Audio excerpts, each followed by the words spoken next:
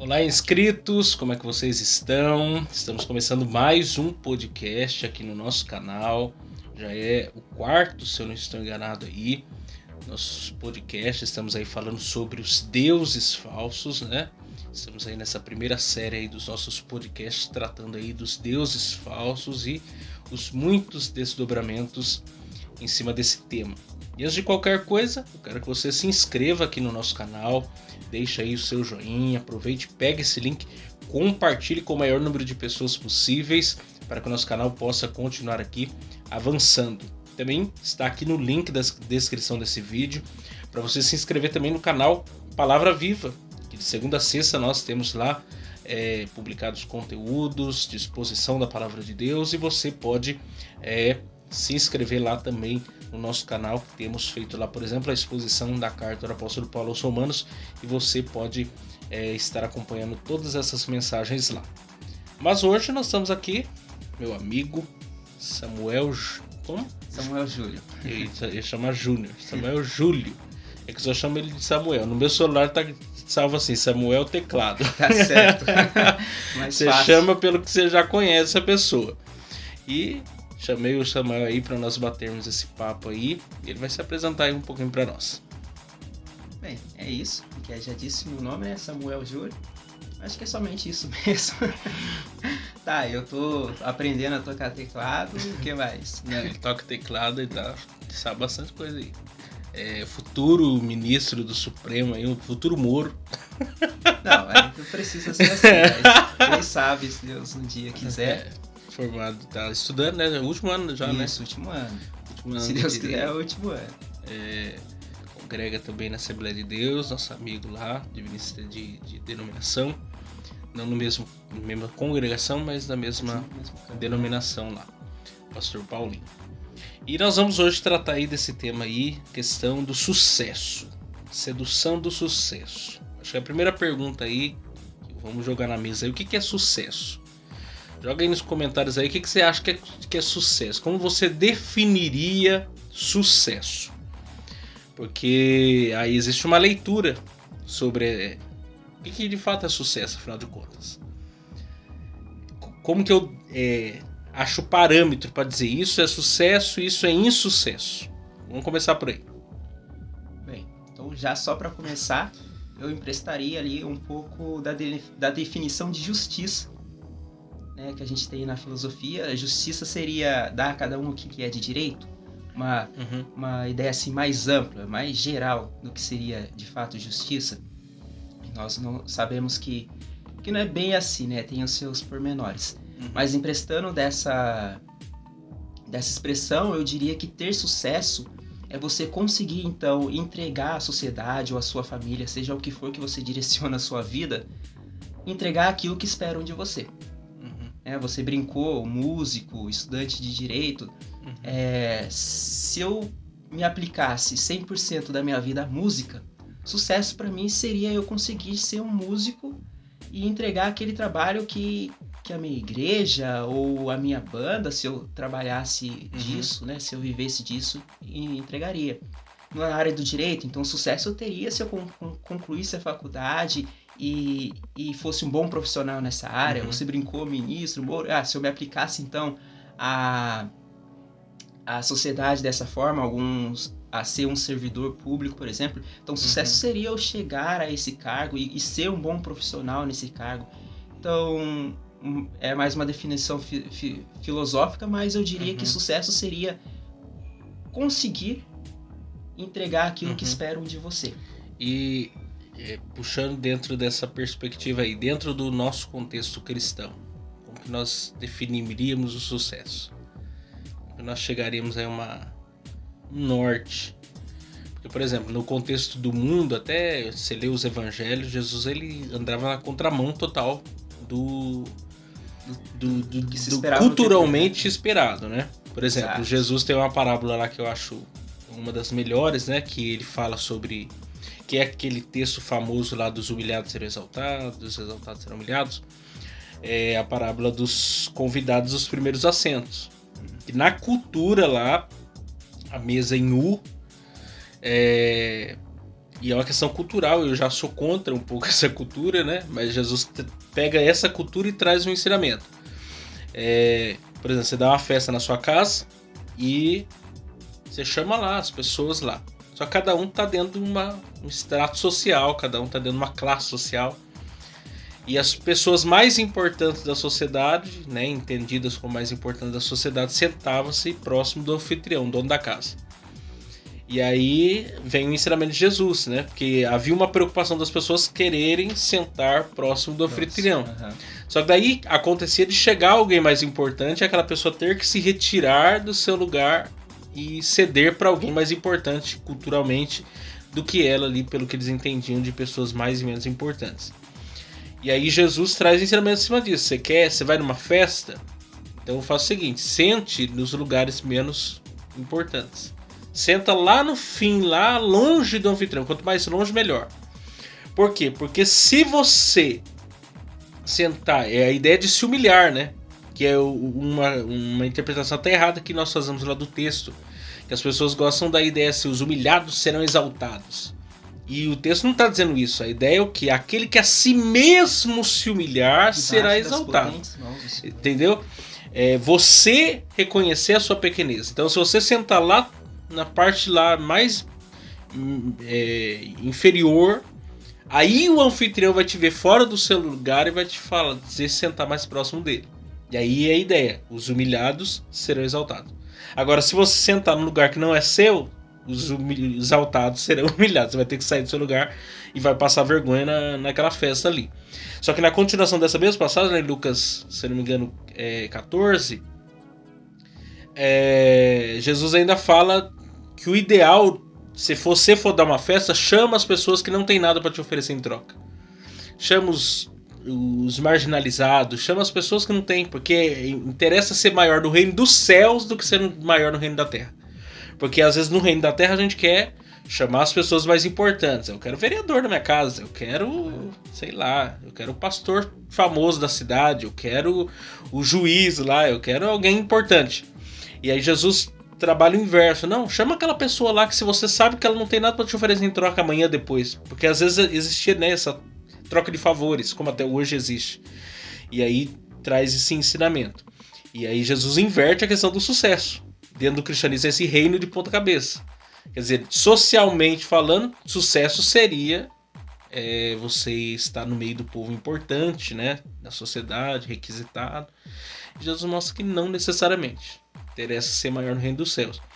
E aí entra essa questão também do sucesso. Porque às vezes, ainda ontem eu estava comentando,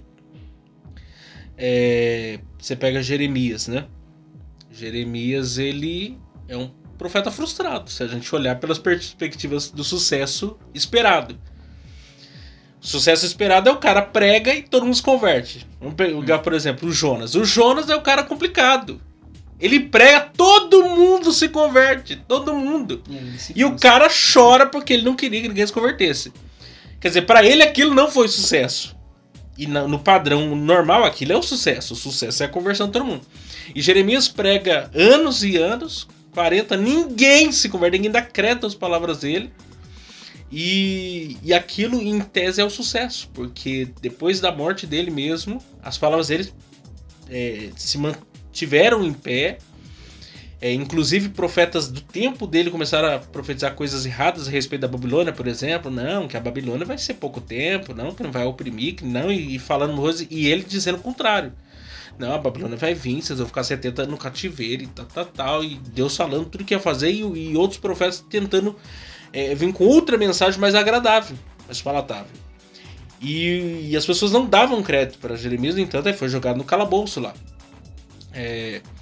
E aquilo era sucesso. Ninguém se converteu, ninguém acreditou na palavra dele, e aquele era sucesso, porque o sucesso tem um parâmetro. O parâmetro é a fidelidade a Deus e a sua palavra. Então, quando a gente pensa em sucesso, e aí ampliando agora para todas as áreas da nossa vida, como que eu sei que eu estou realmente no caminho do sucesso? Ou do fracasso, por exemplo? Então, muito, muito interessante porque você colocar na perspectiva cristã, né? A perspectiva cristã é a mesma que diz que se você quer ser grande, que seja o menor, né? Aquele que quiser salvar sua vida irá perdê-la.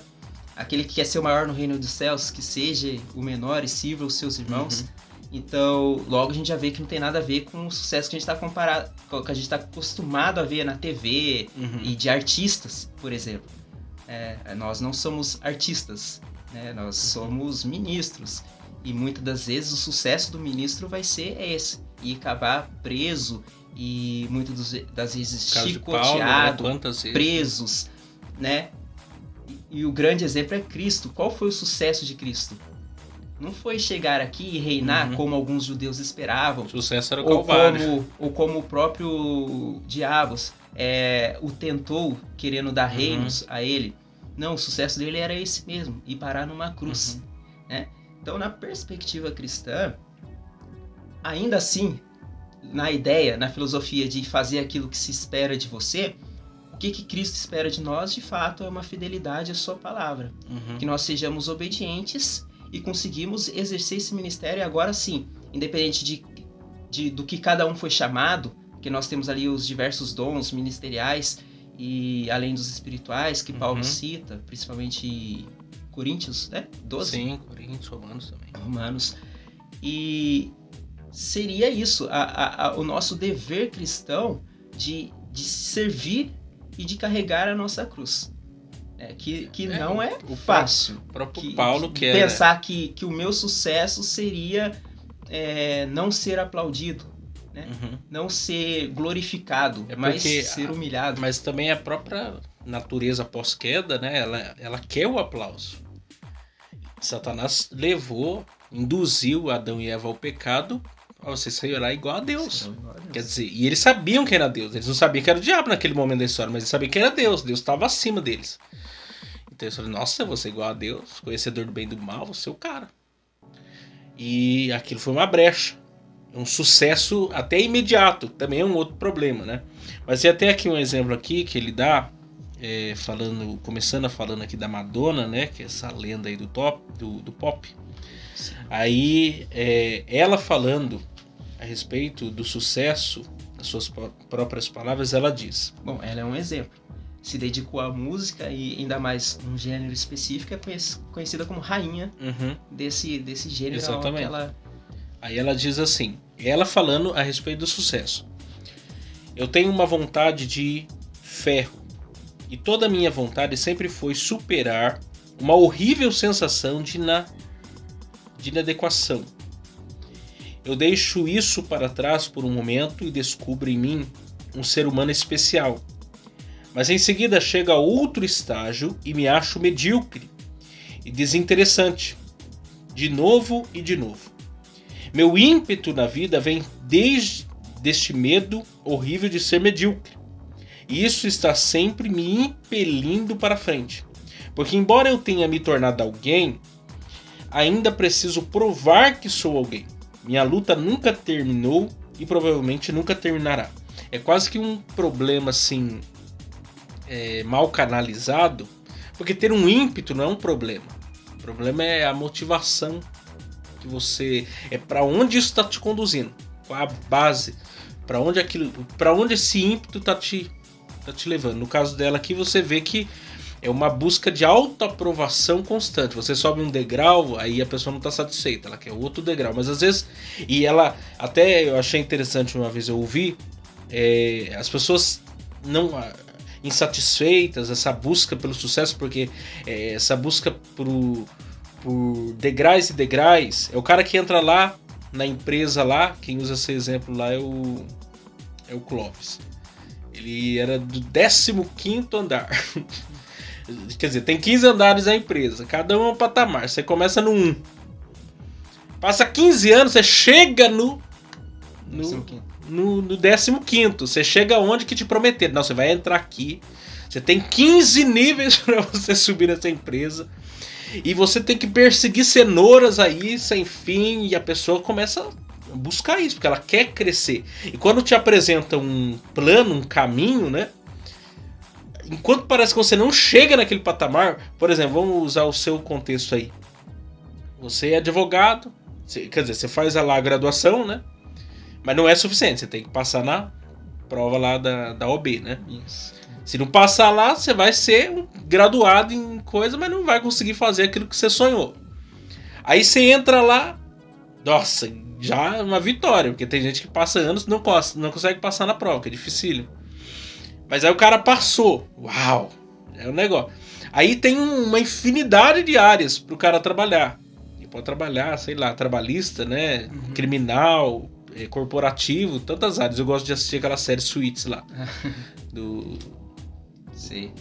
Harvey Specter lá, que é um exemplo bem de busca pelo sucesso lá também, essa coisa de querer tudo, né, o nome na porta, tal, sócio nominal e etc. Aí o cara pode ser juiz, o cara pode ser promotor, o cara pode ser servidor público, ele pode trabalhar em várias áreas. Quer dizer, pode ser ministro do Supremo, pode ser um monte de coisa. Quer dizer, existe um caminho pro cara seguir. Só que se ele faz aquilo um fim em si mesmo, aí entra nisso aqui. Quer dizer, eu já sou alguém, mas parece que eu tô tendo que o tempo todo provar que eu sou alguém. É essa busca, eu já sou um cara bem sucedido, eu já tenho sucesso, e eu já posso servir isso para a glória de Deus, trabalhar com isso para a glória de Deus, usar tudo isso para a glória de Deus, mas por uma ambição egoísta, humana, pecaminosa, e a pessoa transforma aquilo num ídolo, que é a questão aqui, a sedução do sucesso. A pessoa trabalha uma vida inteira, perde família, amigos, tudo, porque às vezes nessa busca frenética você afasta as pessoas em vez de você aproximar. É o caso da criança que o pai não consegue, por exemplo, ter uma reunião com o pai, ou que o cara perde casamentos porque a esposa, o cara tá focado numa coisa ali, na carreira, nos planos e tal, e negligencia todo o resto. E isso até mesmo no meio religioso, é o pastor que cuida mais da igreja, esquece da família, que a própria Bíblia já adverte: se você não cuida da tua casa, você não é digno de cuidar da noiva de Cristo, né?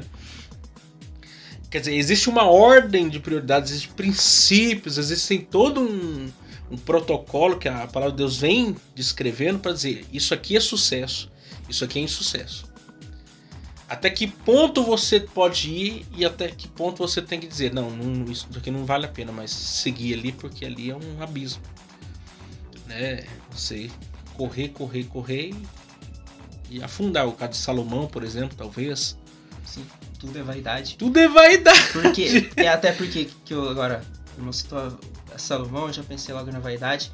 Porque nessa busca, não citou a respeito de um vício, há também dois fatores que eu vejo para alguém buscar incessantemente o sucesso. A autoaprovação, ela existe. A competição, né? Não basta eu ser bom, eu tenho que ser melhor que o outro, né? É simplesmente isso. Eu não quero ser bom no que eu faço, não quero atingir excelência no que eu faço, eu quero ser conhecido como o melhor. Tem isso. E também a sociedade que nós vemos hoje, que pressiona a pessoa. Ela diz assim: sucesso é isso. Então se você não tem isso aqui, você não é bem sucedido. Você é um fracassado. Você pode ser um excelente pai, eu acho que o livro cita isso. Você pode ser um excelente pai, um excelente filho, um excelente cidadão. Porém, se você não tiver, como você citou, isso, você é um fracassado. Vou pegar as redes sociais. Tem pessoas que não têm redes sociais. Você não vê o as dia a dia das... As redes sociais é uma grande arma para essa... Então, você não tem... Você não vê... Vou chamar de opressão. Por exemplo, eu conheço eu tenho um amigo que ele tem a minha idade. E ele é um analfabeto de rede social. Ele tem, mas ele não usa. Ele não sabe usar. Até o WhatsApp, que é o simples. Você manda mensagem hoje pra ele, daqui uma semana te responde. De tão desligado que a pessoa é de redes sociais. Que não é um problema, mas nessa sociedade que a gente vive, se você não tá nas redes sociais, se você não tá postando, se você tá... Hoje, nós estamos gravando aqui no feriado de carnaval. E muitas cidades, algumas tá tendo carnaval, outras não, mas esse carnaval tá diferente, as pessoas estão indo pra praia, tá parecendo um outro feriadão, tipo prolongado, que o pessoal vai pra praia ou vai passear com a família, coisa assim. E aí, se você não está lá na praia hoje, no dia de um feriado prolongado, você não tá no sucesso, você tá no fracasso. Você tá entendendo? Porque a sociedade impôs pra você que sucesso é isso aqui. E aí, se você não tem isso aqui, você não tá bem sucedido. E isso não necessariamente significa nada. Exato. Porque não é uma ditadura do sucesso, praticamente, né? Exato. E eu já havia comentado com o irmão, duas frases que a gente vê muito, ouve muito, por mais que seja brincadeira, é levada a sério por muitas pessoas. E às vezes causa até mesmo depressão. Nessa sociedade dos jovens, acadêmicos e tudo mais, que eu vejo muito, muita cobrança, é o famoso tia rica e o primo que deu certo. Né? Você, não importa o quão bom você seja. É você que é primo aí. Ou quem nunca que fica ouviu atrapalhando a nossa vida. Quem nunca ouviu isso? Que passa na federal, seu lascado. Exatamente. Olha, na sua idade, o seu primo ele já era concursado, algo do tipo. Ou não sei se você já ouviu essa brincadeira, eu quero ser a tia rica da família. Então... Seu primo foi para os Estados Unidos, fala inglês. Então, é exatamente isso. E isso é uma forma de fazer a pessoa se cobrar, né? Isso te joga para baixo, te faz pensar, se comparar com outras pessoas, o que é ridículo, porque vida cada um tem uma, e nós não somos nem mesmo obrigados a buscar. E Deus nos fez únicos, não faz sentido. Se ele quisesse fazer todo mundo igual, pra que ele ia fazer nós diferente? Se ele quisesse robôs... Nós não temos a mesma vida, não temos as mesmas aspirações. Não, é um exemplo, né? É a escola lá que os alunos falam, não quero usar uniforme.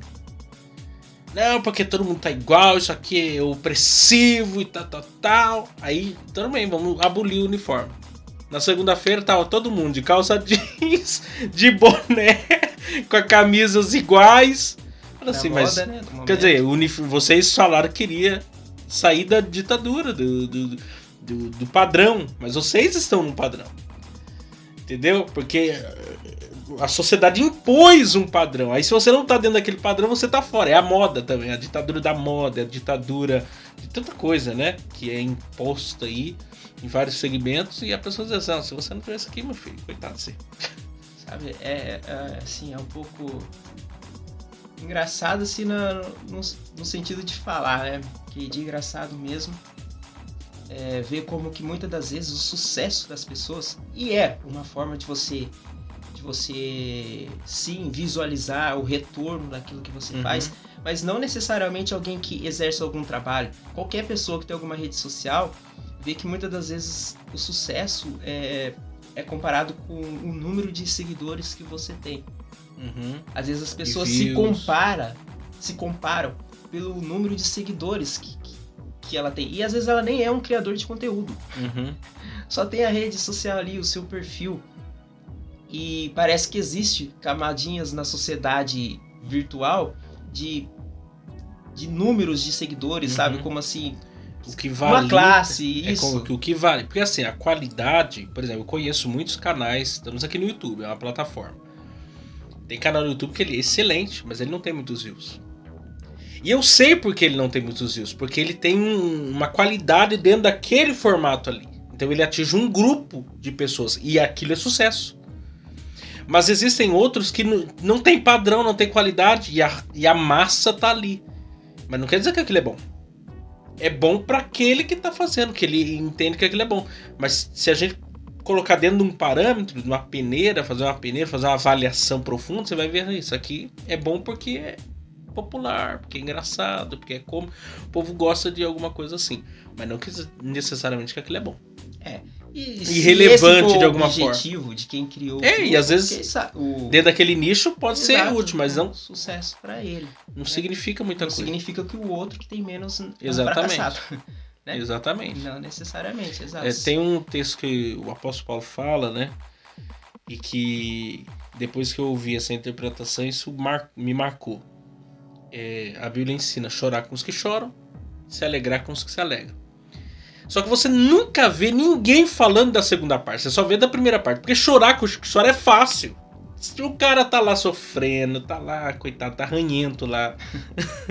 Bola de meleca lá, o cara tá se morrendo, luz apagada e chora, e manda áudio, e tal. E você até se sente bem. Porque o cara vai aconselhar um cara dele, nossa, ele tá bem pior do que eu. Essa é a verdade. Até é fácil se compadecer do que tá necessitado. Agora, se a mesma pessoa fala assim, olha, eu fui promovido no emprego, eu tirei todas as notas 10 na faculdade, eu conheci pessoas importantes, eu viajei, consegui um estágio, sei lá, fora do país, com um cara da hora lá. Aí você olha no fundo do olho da pessoa, a pessoa tá triste. A pessoa que tá ouvindo tá triste. Por quê? Porque consegue chorar com os que choram, mas não consegue se alegrar com os que se alegram. Você tá entendendo? Porque o difícil não é chorar com os que choram, o difícil é se alegrar com os que se alegram. É você ver o outro bem sucedido e dizer assim, glória a Deus, que bom. A pessoa trabalhou, conquistou e tá crescendo. Só que às vezes a gente não consegue lidar com o crescimento da outra pessoa. Em todas as áreas da vida. Espiritualmente falando, financeiramente falando, relacionamentos, tudo. Parece que se a pessoa começa a crescer, aí a gente cria mecanismo de defesa até mesmo. Por exemplo, se o cara... E isso revela o nosso coração. E aí revela os ídolos do nosso próprio coração. Por exemplo, a pessoa começa a ser bem sucedida financeiramente. E às vezes era um cara pobre, às vezes era uma pessoa necessitada, estudou, batalhou. Ninguém viu os dias maus daquela pessoa. E aí a pessoa foi, lutou, batalhou, conquistou e Deus prosperou a ela. Porque a Bíblia ensina prosperidade pela perspectiva correta. Por causa da teologia da prosperidade como é pregada aí, às vezes a gente é contra também. A gente criou um mecanismo de defesa quase... Fica com medo de pregar a prosperidade. Exatamente. Às vezes a gente criou até um mecanismo de defesa contra a prosperidade. Mas não, o próprio Deus... A Bíblia nos chama de herdeiros de Deus, co-herdeiros com Cristo. Do que Deus é dono? Deus é dono de tudo, meu amigo. Então você é herdeiro, é filho de Deus, tudo é nosso. Tudo nós temos uma parte. Nosso Deus é o pai de tudo, criador, mantenedor de tudo. Aí, por exemplo, a pessoa foi lá, aí conquistou vida financeira. O camarada que viu o cara crescer, fala assim, não, agora ele tá orgulhoso. Comprou um carro lá chique, agora não sei o quê. E começa a criar toda uma manipulação ali para querer diminuir aquela pessoa porque ela cresceu financeiramente. Ou intelectualmente, o cara foi lá, conseguiu uma graduação. Você tá aí exemplo. Não é fácil fazer uma graduação. Às vezes as pessoas negligenciam isso. Estudar no nosso país não é para qualquer um. Porque a maioria, às vezes, gostaria de entrar numa universidade, não entra porque não tem recurso. Porque o cara tem que trabalhar. Aí alguns já são casados, têm filho para sustentar. Como é que o cara vai entrar na faculdade? Administrar tudo isso daí não é fácil. Até mesmo o jovem sai do ensino médio não prepara ninguém para nada. O ensino médio, tipo, tchau, vai pro mundo, se vira. Ele não te dá caminhos, o nosso país não tem isso. Se você fez um Senai na vida, você já é uma vitória grandiosa para você. Mas se você não fez Senai, meu filho, o máximo você vai arrumar um emprego no McDonald's. E olha lá ainda, às vezes nem o McDonald's quer você. É o Burger King no máximo. Aí o camarada consegue, passa lá, ganha uma bolsa, entra no Enem, ou qualquer coisa assim. Ou deu a sorte, o pai e a mãe conseguem bancar ali na faculdade. Mas não é fácil estudar. E às vezes a pessoa vai lá, chegou, pegou o canudo, terminou a graduação, e a outra pessoa que não conseguiu chegar nisso ainda, porque às vezes não consegue ter essa noção, eu posso chegar lá também. Não consegue se alegrar com o cara. Então assim, chorar com os que choram é fácil, o negócio é se alegrar com os que se alegram. Que é onde revela o nosso coração. A gente tem que ver, às vezes, quando a gente fala, você pega uma pessoa falando mal, denegrindo alguma situação, algumas pessoas, ela tá revelando mais ela do que quem ela tá denegrindo. Sim. É a história do dedo, né? Você aponta um dedo, mas tem 3 apontando pra você. É a realidade. Muita coisa que nós criticamos, às vezes a gente tem que fazer uma autoavaliação, falando assim, por que eu critico tanto isso aqui? Talvez é porque eu gostaria disso aqui. E aí eu não... Por causa, às vezes, de uma perspectiva muito elevada de si mesma, não tenha coragem de fazer. Mas aí fica agindo como um fariseu, né? Por fora diz que não queria, mas por dentro queria fazer exatamente igual. E aí a gente a gente se contradiz. Até vou fazer uma citação aqui desse livro aqui. Inclusive fiz a resenha desse livro aqui lá no meu canal, né? Procura aí, do Evangelho Maltrapilho, e ele dá uma definição de idolatria aqui, de deuses falsos. Ele diz assim: a honestidade é mercadoria tão preciosa que raramente é encontrada no mundo da igreja. A honestidade exige a sinceridade de admitir os apegos e as dependências que controlam a nossa atenção, dominam nossa consciência e agem como falsos deuses. Posso ser tão viciado em vodka quanto em agradar os outros, tanto em maconha quanto em ser amado, tanto em jogo quanto em relacionamentos, tanto em futebol como em fofoca. Minha dependência pode ser de comida, atenção, dinheiro, popularidade, poder, vingança, leitura, televisão, tabaco, peso ou sucesso. Quando damos a qualquer coisa mais prioridade do que damos a Deus, cometemos idolatria. Portanto, todos cometemos idolatria incontáveis vezes ao dia. E essa é a verdade. Às vezes a gente acha que idolatria é uma coisa específica. Não necessariamente. Às vezes aquilo que é até bom, até agradável de se fazer, a gente pode transformar em um ídolo também.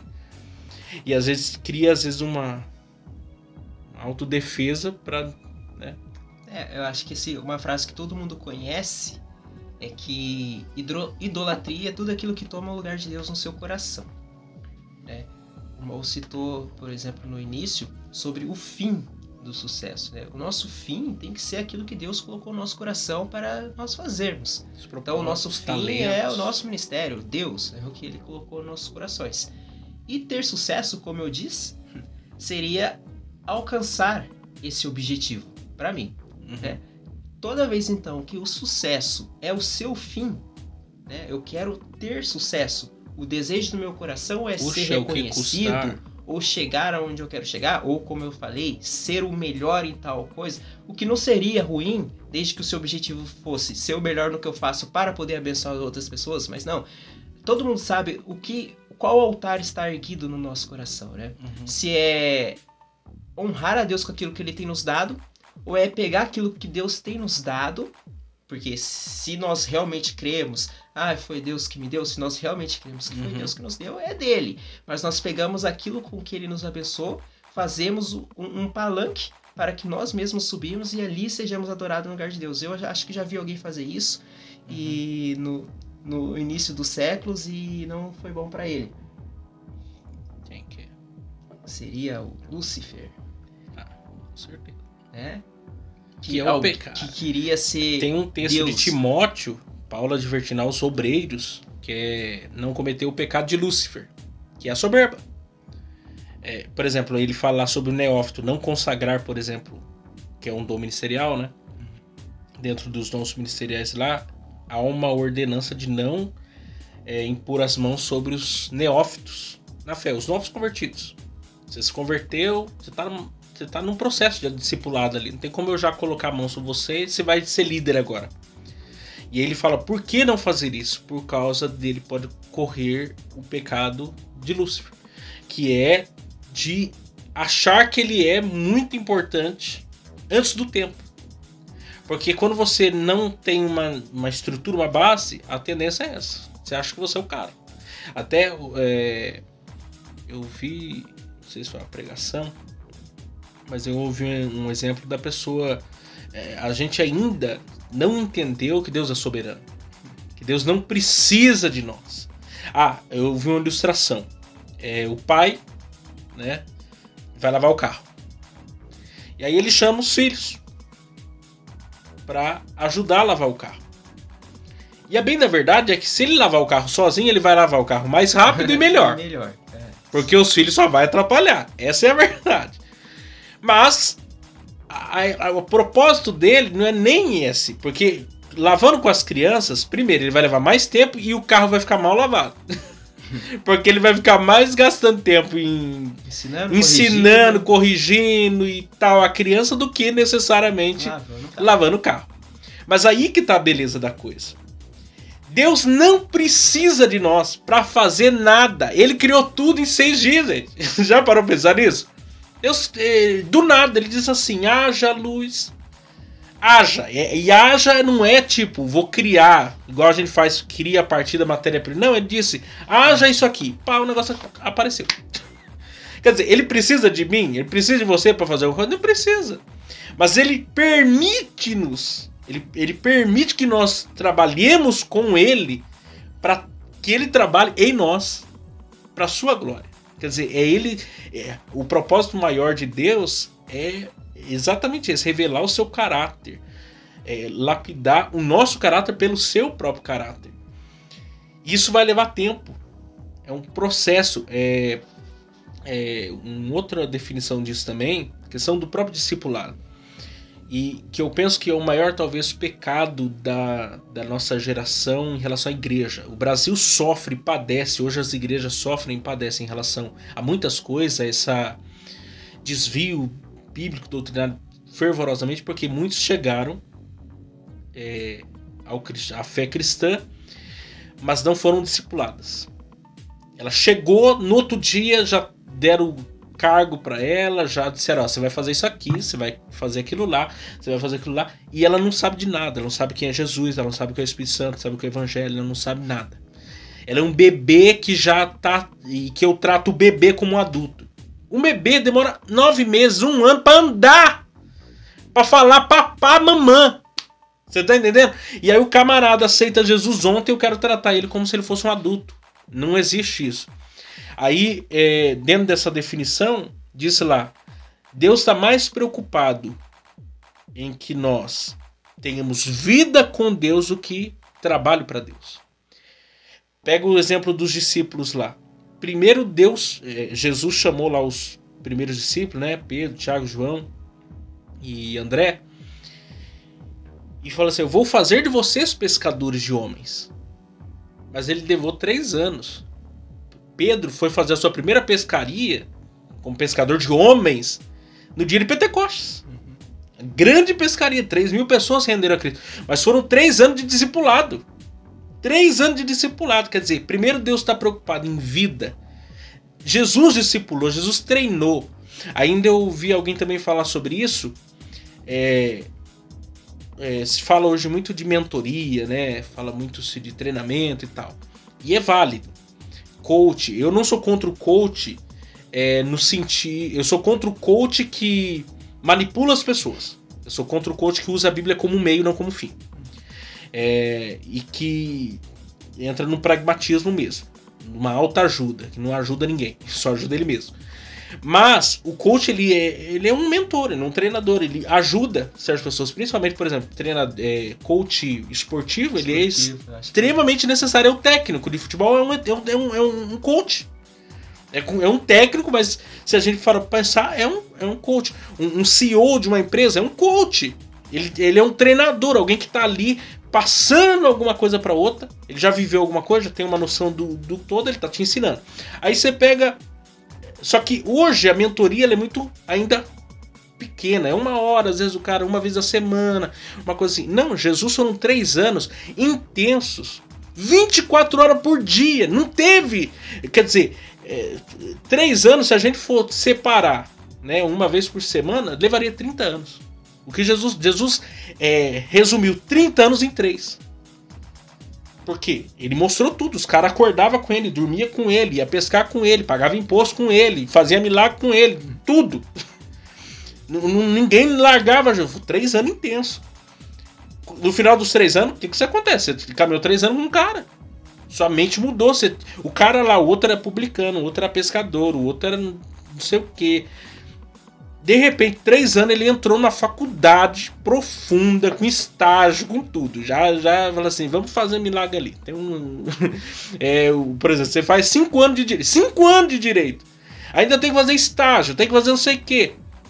Meu, ali é uma faculdade intensa. Todo dia você senta ao pé do mestre, você aprende com ele, ele mostra, já aprende a prática, já vai pro estágio, vai lá e expulsar os demônios, e vai lá falar do meu reino, se ninguém aceitar, bate a poeira do sapato, vai embora.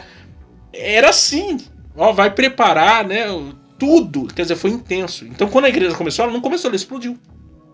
Mas os caras teve experiência profunda. Então assim, e hoje mesmo, 3 anos você pode aprender pouco, se a gente for para pensar. E às vezes a gente dá uma revista de escola dominical de 12 aulas, 13 aulas, e acha que isso é discipulado. Então a coisa é muito mais profunda. E aí por isso que surgem problemas futuros. Pessoas que não entenderam. Uma outra coisa que eu vi também. Eu vi um podcast hoje mesmo, daquela cantora lá do Ministério Zoe. Esqueci o nome dela agora. Daquela música Quieta Minha Alma lá. Sei. Esqueci o nome dela. E eu vi ela comentando que ela era aquela pessoa. Zoe o nome dela? Não é Zoe. Descobri isso também hoje. Eu jurava que era Zoe, mas não é, não. O nome dela é alguma coisa. Eu acho que é Thalita, alguma Gabriela, sei lá, não lembro. Depois vocês acharem, deixa aí nos comentários. E ela comentando, falando da experiência dela. E ela disse assim, eu sou aquela pessoa que faz. Eu faço. Eu vejo um problema, eu já tomo iniciativa. Vou lá, eu realizo. Chegou um dia que Deus cobrou ela. Ela começou a ficar cansada, fadigada. Ela fazia tudo, ela abraçava o mundo.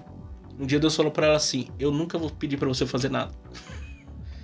E isso foi um choque pra ela, porque na cabeça de quem faz, você pensa o seguinte, a recompensa é você fazer. Alguém te dá um tapinha nas costas e fala assim, nossa, legal que você fez. E aí Deus tirou aquilo que ela esperava. Ela esperava uma aprovação. Deus falou, mas eu nunca pedi pra você fazer. Você quis fazer voluntariamente, eu recebi. Mas agora você não tá dando conta e tá achando que esse é o problema, que isso define quem você é. E não é. É propósito.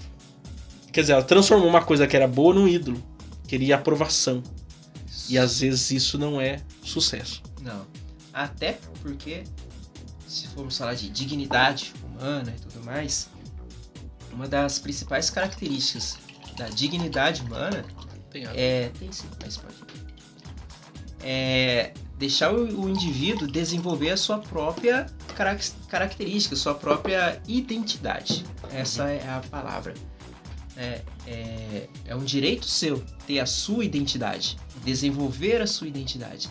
Aí eu acho que volta um pouco naquilo que o irmão disse no início. Não somos iguais.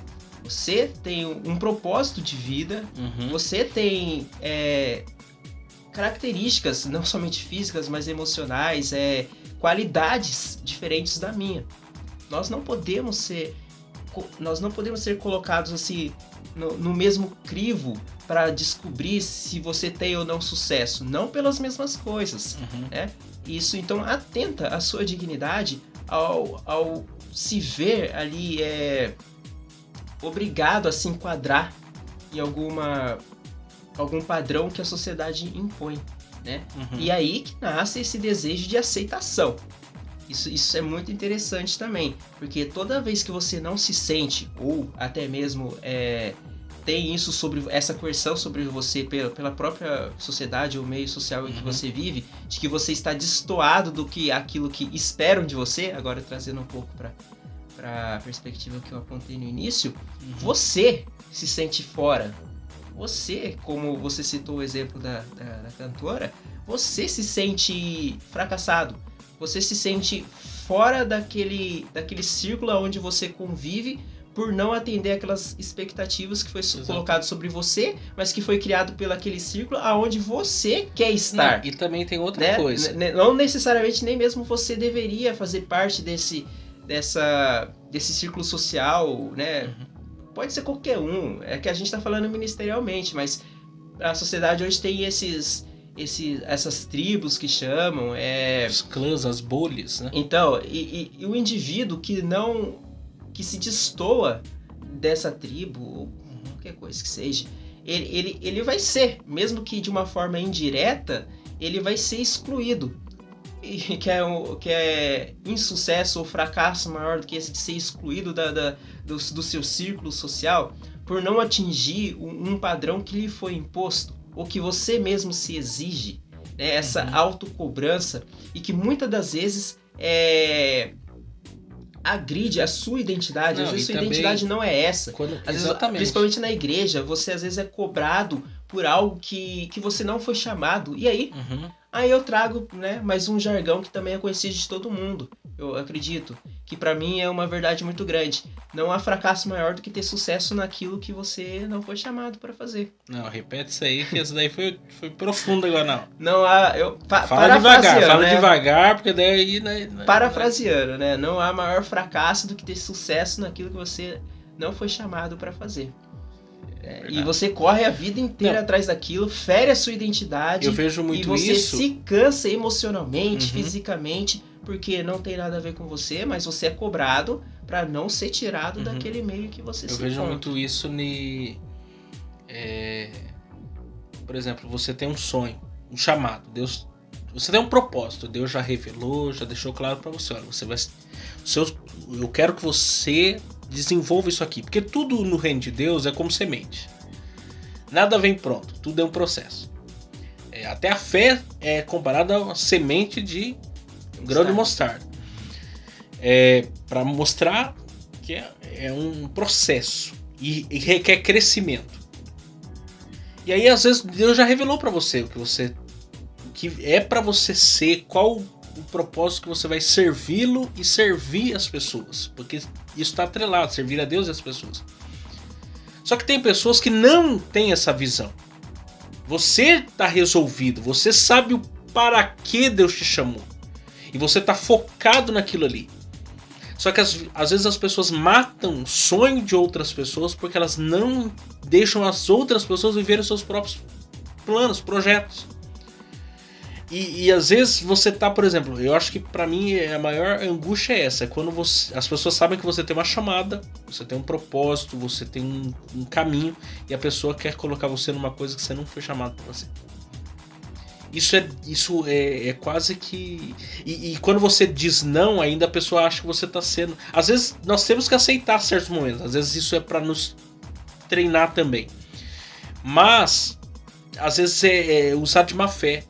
Por exemplo, eu conheço pessoas que estudou que nem um condenado pra passar em concurso público. Ou que estudou que nem um condenado pra entrar numa faculdade federal.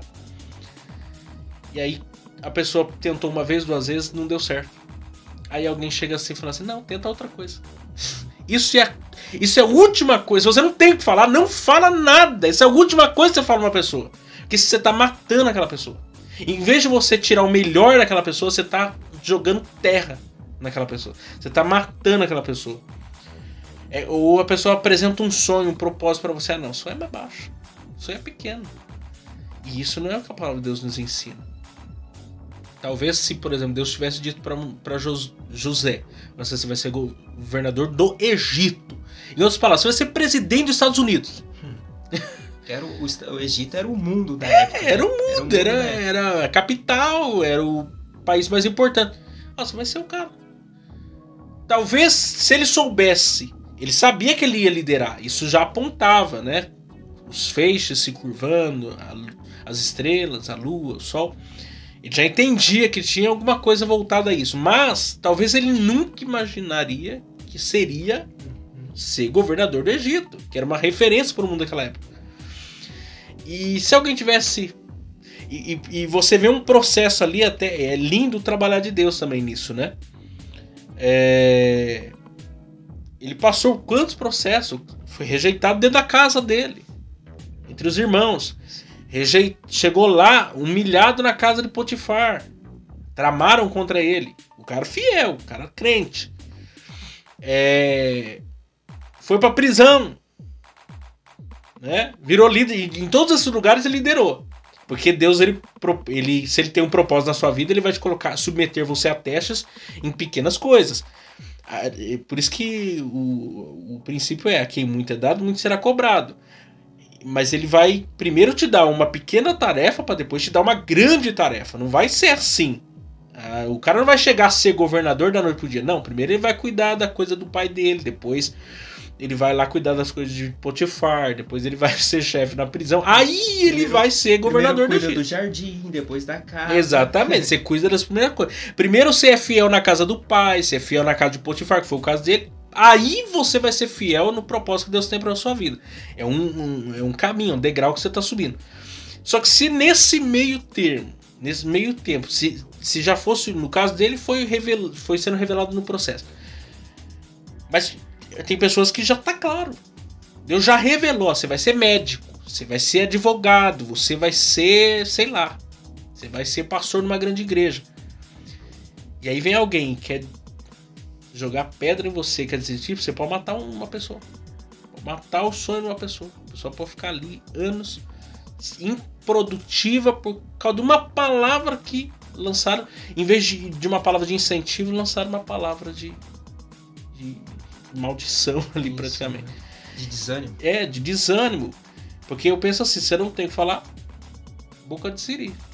A Bíblia diz que até o tolo, quando se cala, passa por sábio. Então, fica quieto.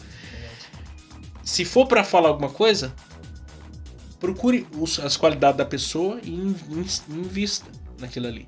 Então são muitas questões. O sucesso é um tema muito abrangente. Vamos só ler a última frase aqui, vamos acabar. Já falou demais. Porque até que a gente nem entrou no contexto que é tão abrangente esse tema. Mas, por exemplo, ele falou de Naamã aqui, né? Sim, citou Naamã. Que era um cara bem sucedido, era um cara de sucesso, tinha seus problemas. E até a mesma forma como ele quer se aproximar de Deus, ele trata Deus dentro da perspectiva de sucesso que ele tinha. Isso. Né? Naamã, ele movimenta os... contextualizar, Naamã era general do exército da Síria. Então, sendo a Síria um dos reinos que governou a terra, que foi por diversas vezes inimigo do povo de Israel, né? Naamã era ali um grande homem guerreiro responsável por cuidar do exército mais poderoso do mundo na época. Mais um exemplo de um homem no topo do que se esperava dele. Ele era soldado, guerreiro, beleza. Virou governador, general do exército mais poderoso da época em que ele viveu. Que é mais sucesso do que isso para um soldado na época? Não Exatamente. Tinha. E... Hoje, por exemplo, nós estamos no meio da guerra aí. O cara de sucesso é o cara que está liderando as tropas. Seja da Rússia ou seja da Ucrânia. Sim. E como você citou, Naamã ele teve um problema que foi a lepra, né? Que é tratado na Bíblia como lepra. E ali se vê necessitando de uma ajuda.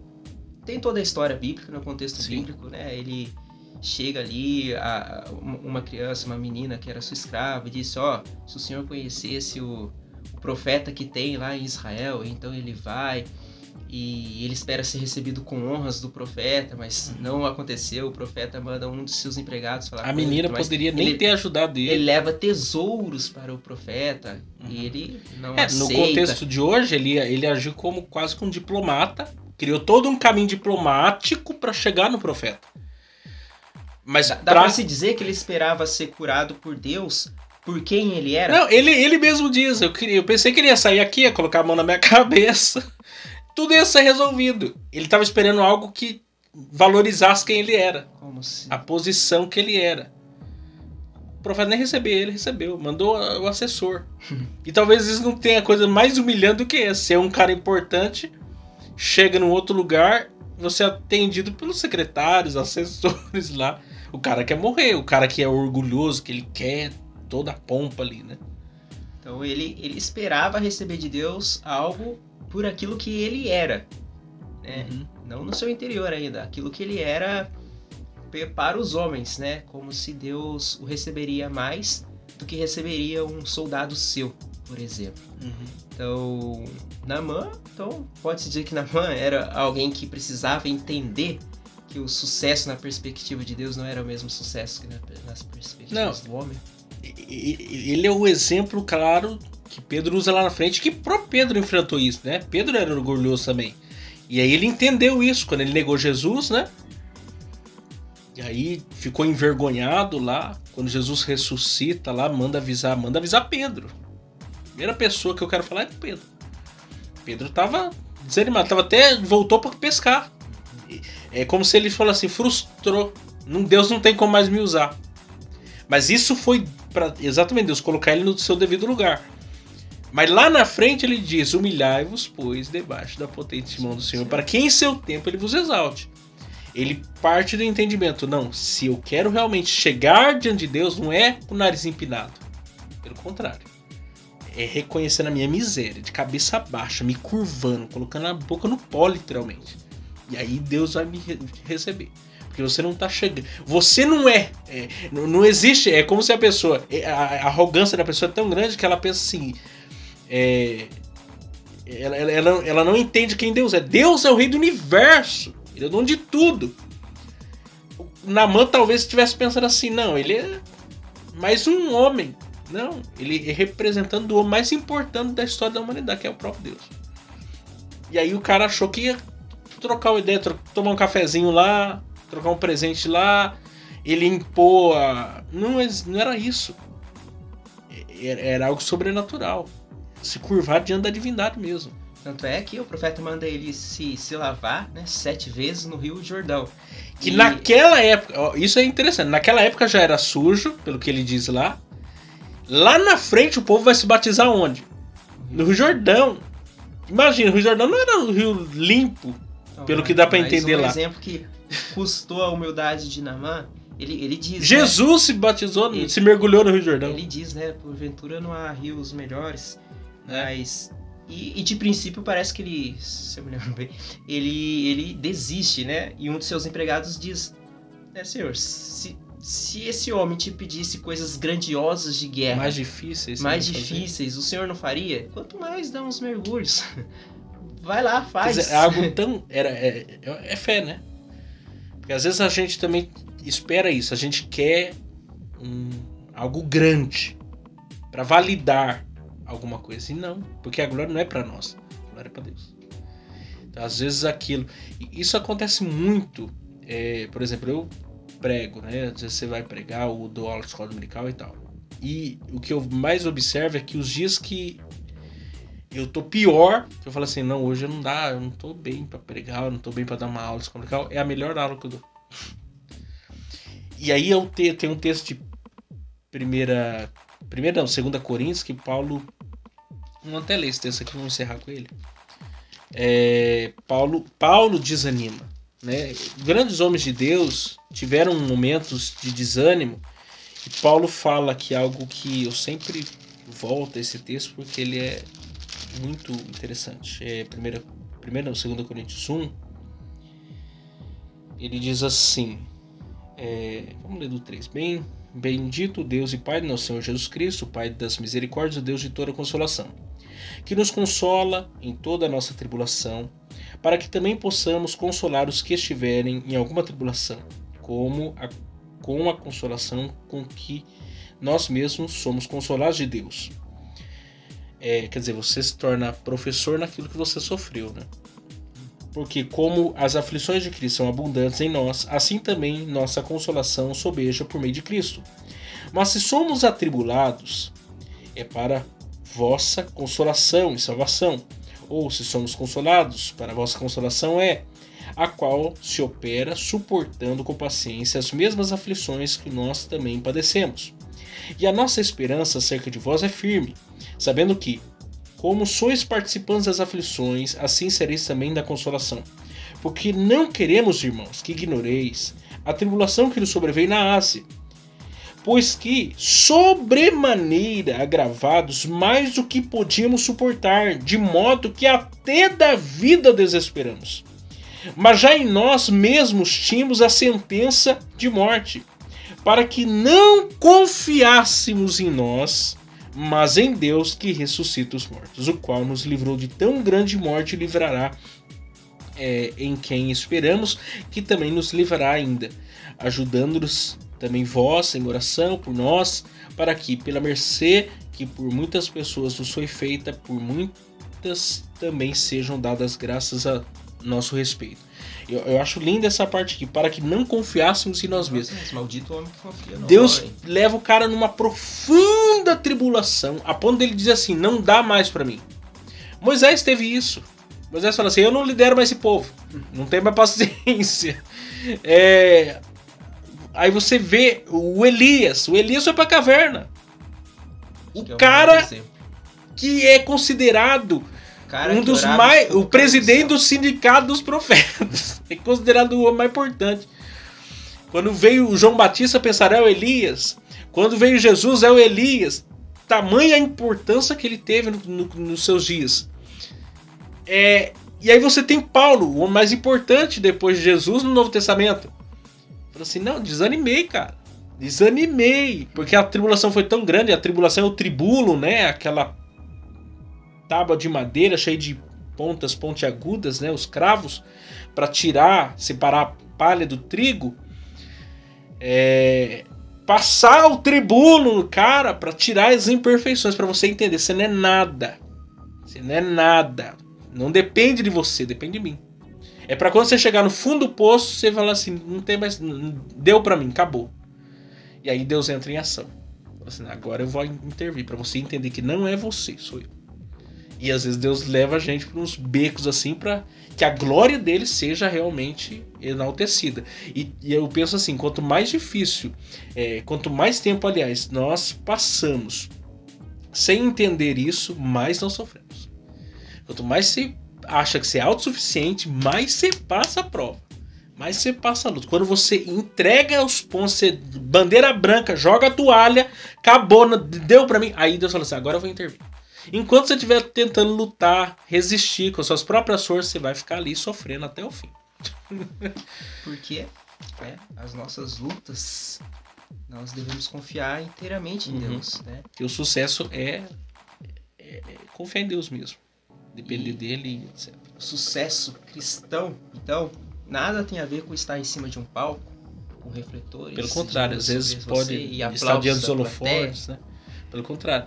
Talvez a pessoa que está aí acompanhando, você é o cara mais bem sucedido. Porque está longe dos holofotes, está vivendo a sua vida, Deus está trabalhando na sua vida e os planos de Deus para a vida do outro pode ser muito maior do que para mim. A questão é, minha vida depende de Deus, tudo é para a glória de Deus, tudo tem a ver com enaltecer o nome de Deus, então isso é sucesso. Se não for, aí a glória é vazia, não tem futuro. E uma forma de derrubar, se caso alguém se diagnosticou ou se vê nessa situação, esses altares que nós mesmos erguemos em nossos corações para adorar o Deus que se chama nós, o nosso próprio ego, seria levar tudo para um fim da glória de Deus e entender que nós devemos nos humilhar debaixo das suas potentes mãos, assim como Naamã aprendeu a fazer, e de que tudo nós somos dependentes e de que toda a honra, toda a glória é para Ele, que nós somos instrumentos na mão dele e não usar o que Ele nos deu para erguer o nosso próprio nome. Deus distribuiu dons e talentos. Eu citei Lúcifer, foi pesado, mas ele é o início de tudo. Deus o fez um ser de luz. Deus deu a ele a função que ele tinha no céu. Ele se ensoberbou e pegou aquilo para ser glorificado. Então, os nossos corações, ele cria um altar e nós cometemos a idolatria do sucesso, de querer trazer o sucesso como um Deus nas nossas vidas, quando nós pegamos aquilo que Deus deu, e não precisa ser ministerial. Às vezes Deus abençoou alguém financeiramente, e às vezes o dinheiro é o Deus dele, mas isso é outro assunto.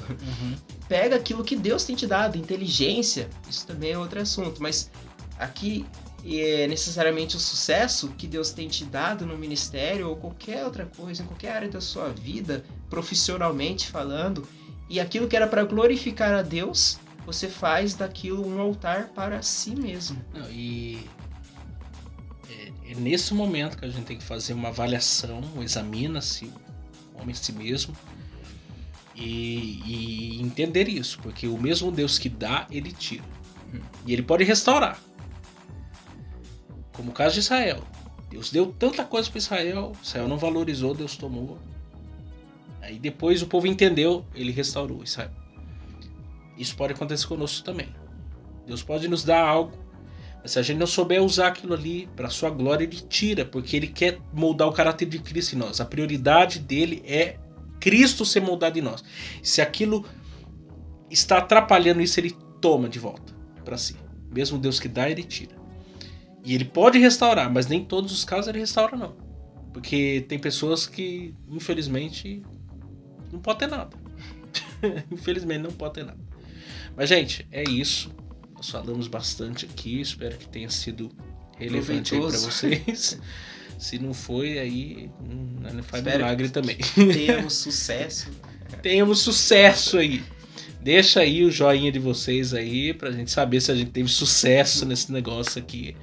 Compartilha aí com o maior número de pessoas. Se inscreve aqui no nosso canal. Você ajuda muito o nosso canal. Comenta.